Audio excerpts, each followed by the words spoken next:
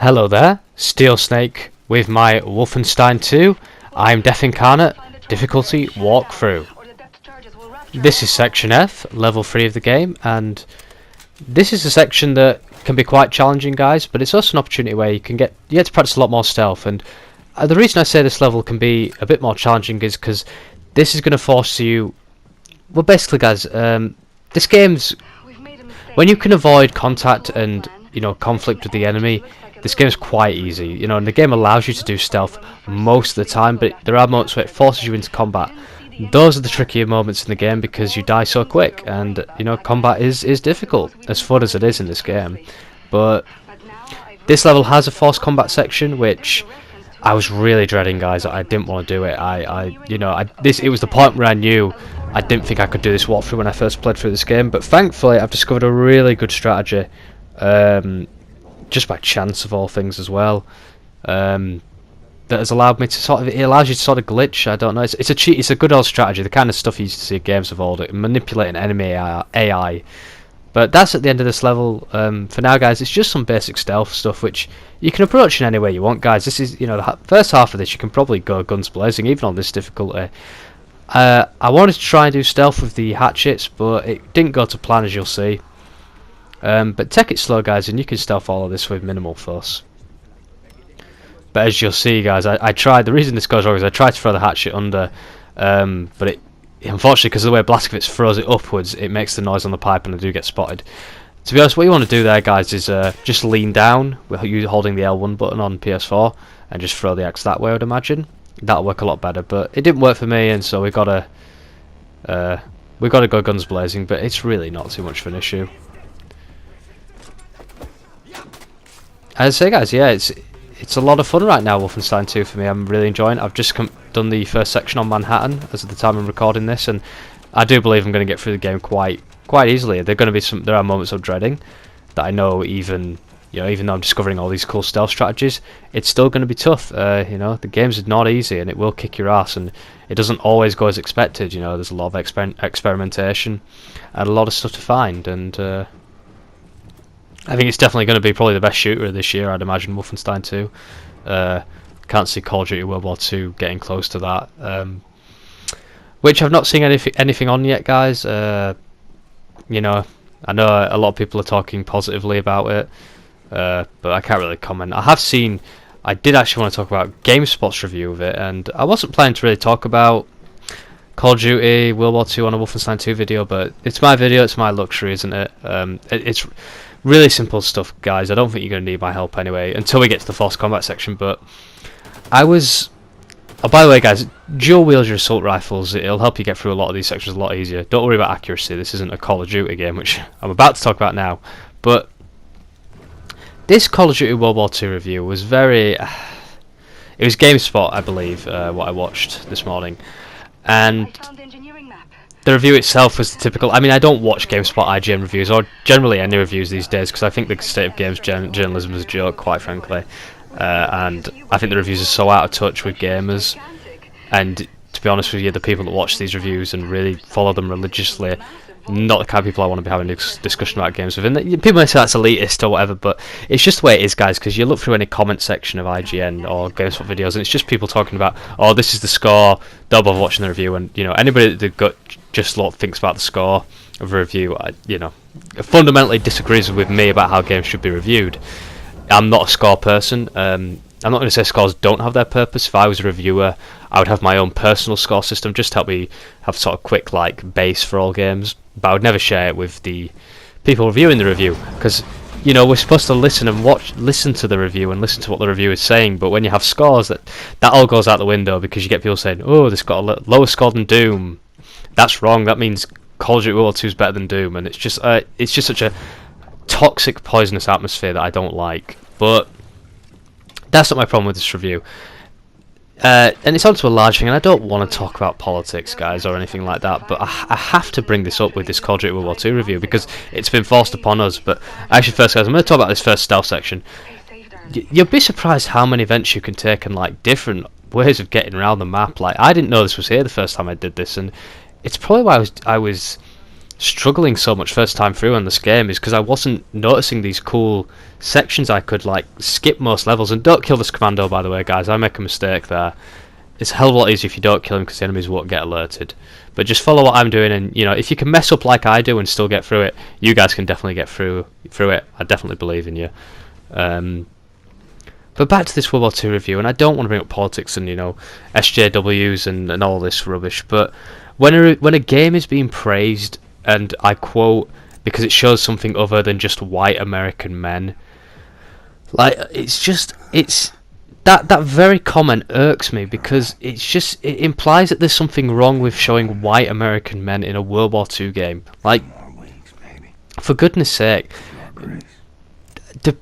diversity isn't. There's nothing wrong with diversity, but shoving it down our throats and saying that when we don't have it is wrong. And here's an example of how garbage the mantling is in this game, guys. It's a joke. I can't.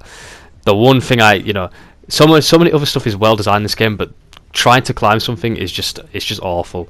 I don't know how many attempts this will take me. I probably should have cut this out, but I wanted to leave it in to just show you the game, guys. You know, don't false represent it. You know, but. There was a time when we Call of Duty World at War and Medal of Honor Rising Sun got this as well, were praised for showing different sides of World War II, of the conflict that we'd not seen yet. What happened to that as a praise? Now it has to be a political statement, doesn't it, of white American men. Can we not just say, can we not praise the game for showing something other, like a different side of the conflict we've not seen before? Not everything has to be, you know, political. It really irks me, and I don't like to see it in video games, because video games are an escape. You know, they're a chance for us to escape the daily lives and all the stress and all the other stuff going on in our lives. But these days we just have to have. And between this and the Last of Us 2 trailer, that for some reason is getting controversy, and I cannot understand why for the life of me. I thought it was an okay trailer. It was alright. It was cool, but it's getting, you know, criticism all over the board from people that don't even play games and just don't understand gaming, and they wonder why they get such a strong backlash off gamers. Well, it's because this is our chosen hobby for us in our spare time, and we don't want to be lectured to by some social justice warrior that knows nothing about games and just has this archaic, you know, view of gamers of just this stereotypical doesn't work fat person who's socially awkward. And it really, really irks me. And I don't mean to go on a rant like this, guys, but just these comments in this GameSpot review, and you know, headquarters. It's so nice in World War II to see more than two genders, at least two genders represented online. Is it praiseworthy because the game features two genders online? No, the game should be praiseworthy based on its bloody gameplay, on how the modes are, and how balanced they are, and how well designed the game is. Can we stop praising just sticking two genders in a game? If the rest of the game's perfect and it's, you know, it's like, oh, this is a cool diverse thing, it should be a side note at most. It should not be something that we praise. And I could go on this rant forever, guys, but I'm going to stop here because we're coming up to this forced combat section, and this was the section I was absolutely dreading, guys. And I'm sorry about that rant. I don't mean to do rants, guys, because you're here to watch a bloody video about how to do a difficult section of the game, not listen to me rant about social justice. But I had to get it off my chest, guys, because, you know, it's been burning up inside me all day. But here we go, guys. I do a crossfade here because I've already blown this room up. Destroy this door with the laser gun. That makes this section 10 times easier, ways you can't understand. And this is a forced combat section, guys. As soon as you blow up that tanker in there, it's going to cause off, you know, this commando that's 70 meters away. He's going to broadcast the alarm. Now, the reason I find this so tough, or rather at first I did, is because I thought this was infinite spawning. I thought this was like an old style Call of Duty, but it's not, guys. Kill enough of these enemies and they will stop coming. The only danger is this, guys, the first few enemies that are going to charge you, but the rest of this is not even worth worrying about, because I don't think the game expects you to destroy that door. Enemies will just bunch up on this walkway up here, and you can pick them off of I'm not going to say complete, like, you're not completely safe or anything, guys. They can still shoot you, but I don't think I take much damage here at all, stood here. And if enemies aren't coming, go back into the room. They'll keep spawning, and not keep spawning, but they'll move up a bit. If you do this correctly, guys, and you take enough of them out, I think the commando will come charging at you. I've managed to run where that happened, but I didn't record that one, unfortunately, because this is the second one I did. I just wanted to test that this worked, you know, consistently. But I think the reason it didn't work this time is because I tell a lie, guys, this was my first time doing it. Actually, the second one was where I the commando came to me. But I think it's because I destroyed the room first before I destroyed the door and killed that commando, sort of messing up the scripting, that didn't cause the commando to come charging at me. Or I think he just got glitched, because you'll see him later, and he's got some odd behaviours to say that he's meant to be on an alert phase. But because this should work a lot more smoothly than it does, but it still works, guys. So as I say, and I like that. I didn't want to use the perfect run because I wanted to show you guys that just because things mess up and don't go to plan, this, you know, you can still get through it. You know, I want to show sort of the most flaws, and they make the run more exciting, don't they, at the end of the day? And I think it gives confidence to the people that aren't the most skilled and are finding difficulty and finding, you know, very challenging to do this difficulty, and mainly just want to do it for whatever the trophy, or just for the sake of, say, they've done a difficulty and they need a bit of help, because, let's face it, we all need, and as you can see, guys, you can take damage here, but let's face it, guys, we all need help. You know, sometimes, I certainly remember in the old Call of Duty days, you know, it wasn't that I was struggling on sections, but it wasn't that I couldn't do them, but I think sometimes just watching a walkthrough and just knowing that there is a checkpoint around the corner if you do this section, or there is, or you've just seeing somebody do it just gives you that extra bit, that second wind, and that bit of confidence to go on and do it yourself. It's getting help, yes, but it's not a case of you can't do it. I think it's just that sometimes you need that little bit of just the better second wind, as I say, just the feeling that you can do it, and not to be, you know, not find yourself stuck forever, because especially in those old Call of Duty games that used to be unbelievably challenging, COD 4 in particular, you know, just seeing somebody else being able to do that holding the waves off in one shot, one kill, just seeing somebody else do that, and seeing it as possible, just gives you that bit of confidence, because half the time you don't even follow what they do, I think, sometimes, but just knowing that you can do it yourself, or someone else can do it, means you can do it as well. So I'd say, guys, don't be intimidated by this. You know, destroying that makes this section, you know, nothing. And I start pushing forward, I think, here, guys. Maybe, might be a minute yet. Yeah, you see, I'm going to save here, guys, because the commando's not come rushing. So I'm getting a bit worried. Oh, no, I tell a lie, I'm going to run away.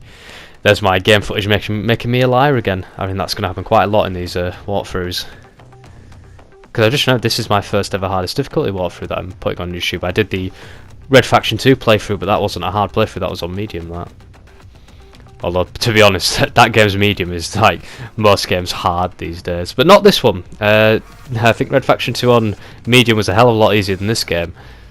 Although you couldn't stealth your way in Red Faction 2 and, like, use really cool exploits, but still. And I think I'm getting a bit bored here, guys, so yeah. And I fall through the hole, which forces me to push up, but because I say, guys, if you do this correctly, the commando will come to you, and it's a hell of a lot easier. If this happens, don't worry.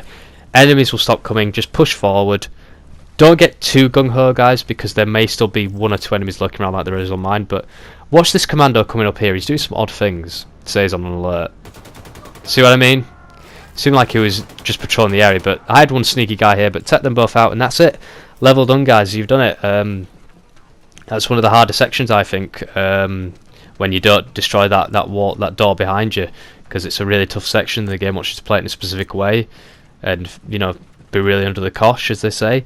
But destroy that door, you'll have absolutely no problems, guys. It's a piece of piss. But I'm going to stop talking here, guys. There's a bit more to this level, just some traversing back to where we came from. But you don't need my help for that, guys. You've done the tough bit. So thank you so much for watching, guys. I've been SteelSnake 2, not SteelSnake 2. This has been Wolfenstein 2. I'm SteelSnake. Thank you so much for watching. I'll see you guys on the next video. Bye bye for now.